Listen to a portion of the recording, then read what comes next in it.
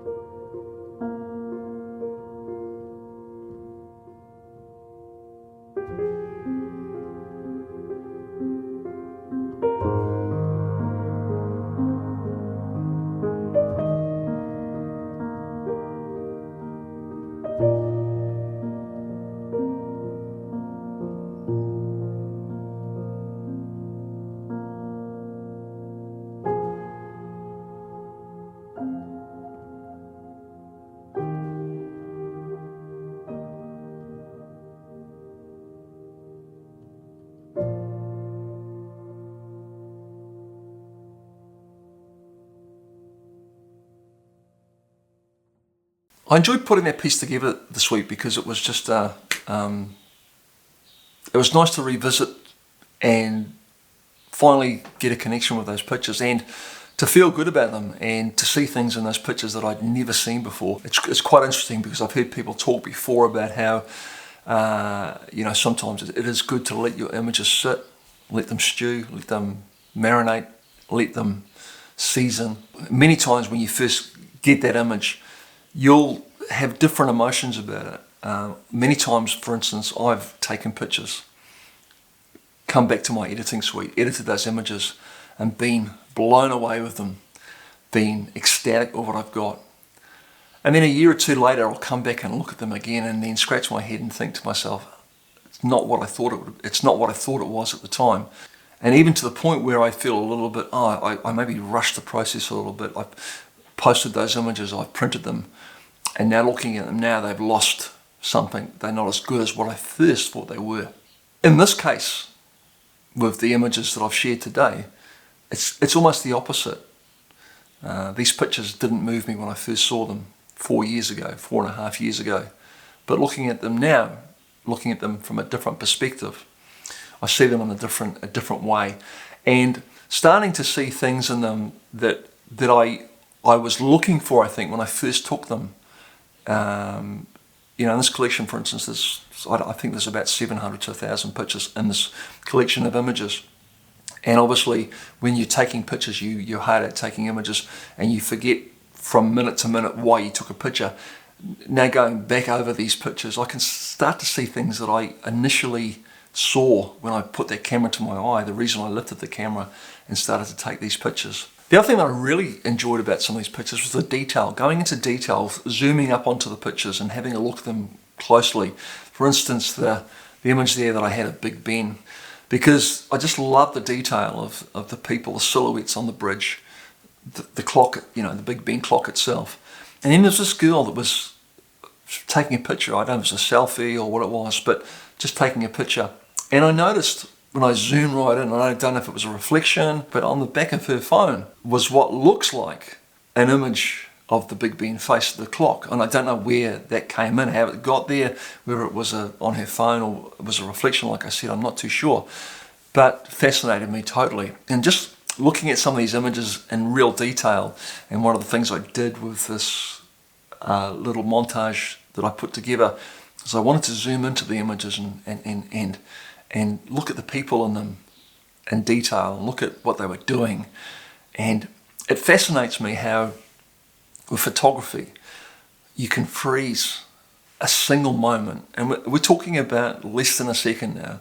You can freeze that moment, capture it for eternity. And one of the super cool things about photography is that we can take pictures, let them sit there, gather dust, I guess, and come back to them 2, 3, 4, 5, 6 years time, and then see them differently, see things that we didn't see originally, and that's magical, exciting.